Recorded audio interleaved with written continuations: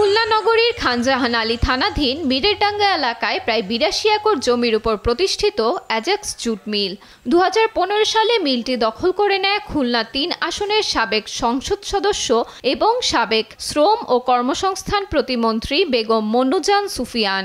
নেপথ্যে ভূমিকা ছিল তার আপন ভাই এবং এপিএস মোহাম্মদ শাহাবুদ্দিন ও তার স্ত্রীর। স্থানীয়ভাবে মিলটি দখলে সহযোগিতা করেন খানজাহান আলী থানা যুবলীগের আহ্বায়ক এবং মন্নুজান সুফিয়ানের ঘনিষ্ঠ সাজ্জাদুর রহমান লিংকন। মিলটি দখল করে প্রায় ৩০ কোটি টাকার মালামাল বিক্রি করে দেওয়া হয়। পাশাপাশি মিলটিকে সারের গোডাউন হিসেবে ভাড়া দিয়ে মাসে মাসে তারা হাতিয়ে নেয় লাখ লাখ টাকা। সুইচ দিলে মিল চলতো, সেই মিল এখন আমি আজকে যে অবস্থা দেখলাম, এই মিলে খালি খোলস আছে, মেশিন নাই, ভিতরের মেইন যেগুলো সব নিয়ে গেছে। মোটর একটাও নেই, 400 মোটর ছিল, কোনো মোটর নাই। তারপরে ইলেকট্রিক কেবল ছিল প্রায় 2-2.5 কোটি টাকা দাম হবে। মন্নুজান সুফিয়ান, শাহাবুদ্দিনের বউ লিঙ্কন সহ আরও অনেকে জড়িত আছে এবং প্রতি মাসে 30 লক্ষ টাকা এখান থেকে নিত।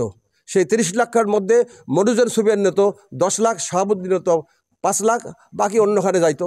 সরকার পতনের পর মিলটির মালিকানা ফিরে পেয়ে মালিক কাউসার জামান বাবলা, মন্নুজানের ভাই মোহাম্মদ শাহাবুদ্দিন এবং খানজাহান আলী থানার যুবলীগের আহ্বায়ক সাজ্জাদুর রহমানের নামে লুটপাটের মামলা দেন।